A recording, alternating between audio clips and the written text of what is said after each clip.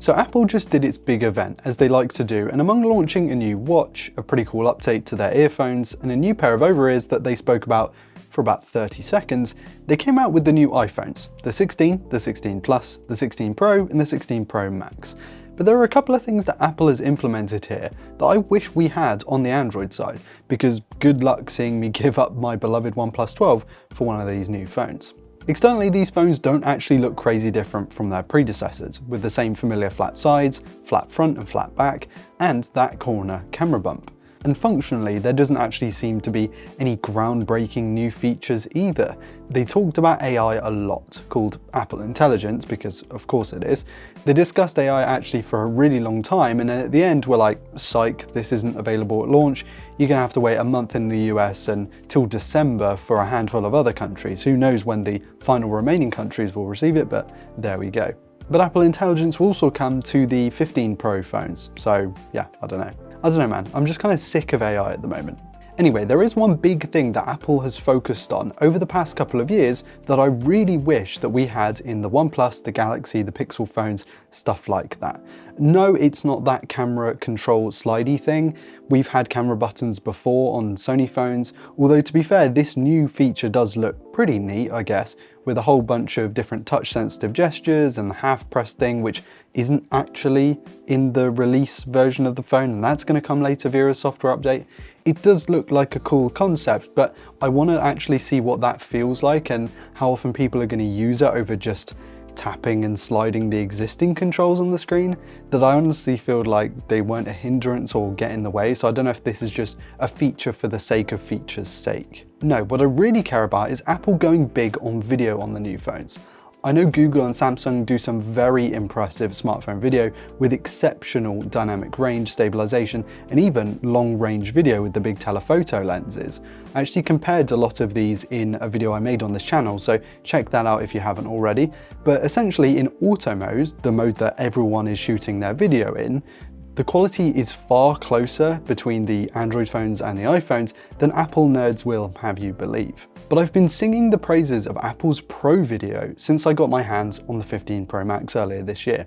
It's the ProRes format that lets you shoot in log and not have to deal with the dynamic tone mapping that sort of ruins video and make it look smartphony. There are other aspects, but this is one of the main ones.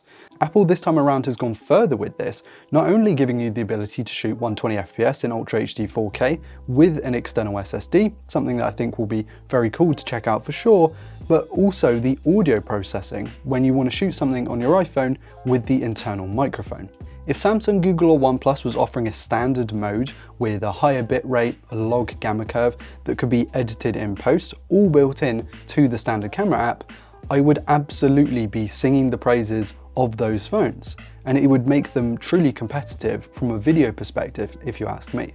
ProRes is an Apple format after all, so it's unlike the competition is going to want to license that, they have to pay for it, but I'm not expecting or even really demanding that in particular.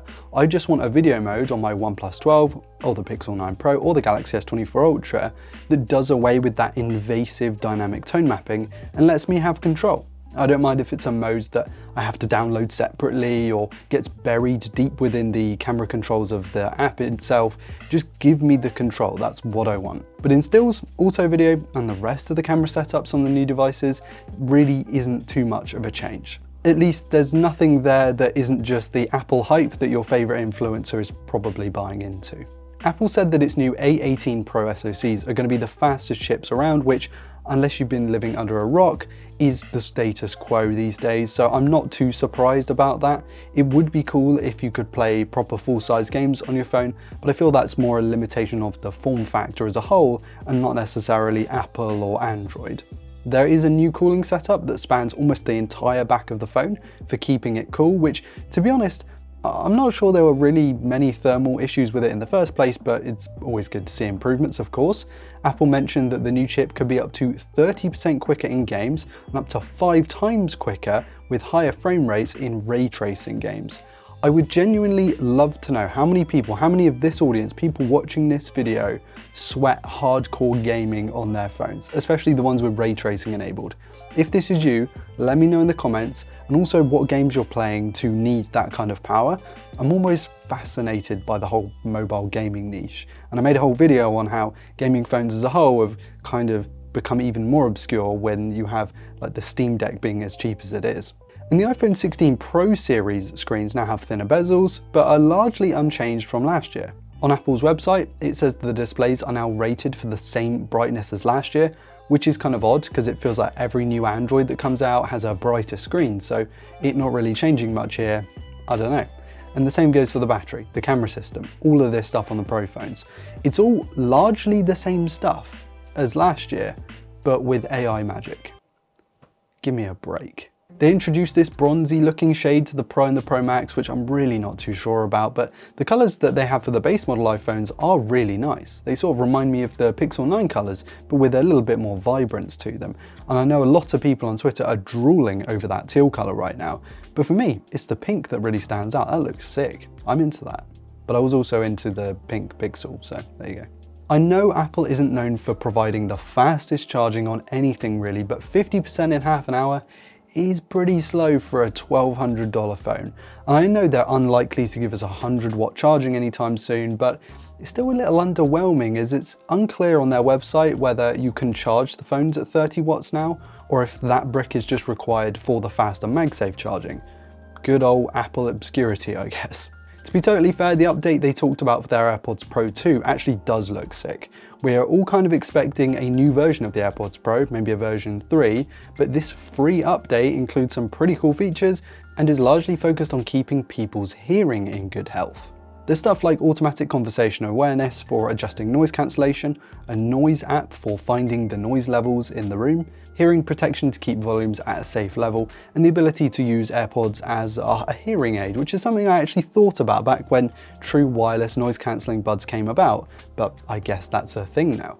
And the whole hearing test thing is pretty sick. Yeah, Apple is clearly very serious about this whole hearing loss thing. I think that is pretty cool, to be honest, because these true wireless buds aren't cheap. $250 a pop is a lot to spend on something like this, and adding functionality after the fact that wasn't explicitly promised from the start is a pretty nice move. Though of course, they still won't have all that functionality on Android, which is a real shame, but it is what it is. We have some pretty good options on Team Green too.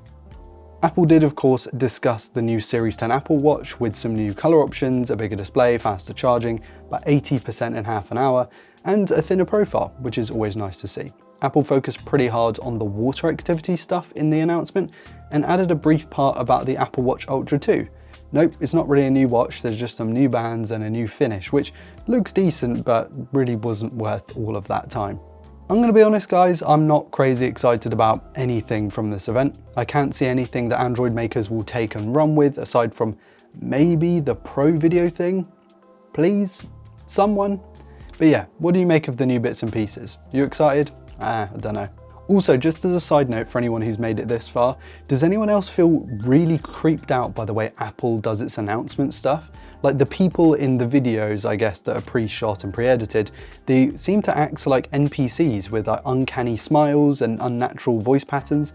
I had to watch through the full 100-minute VOD to dig through it and make this video, and I was genuinely uncomfortable for like 60% of the time. It's really weird. I don't know if Apple is the only company to do this, but it's just too much. There's too many smiles. Let me know in the comments, am I crazy? I don't know. And while you're down there, be sure to hit like if you enjoyed today's content and subscribe to never miss another upload. I've been Ryan Thomas, and I'll catch you later. Cheers.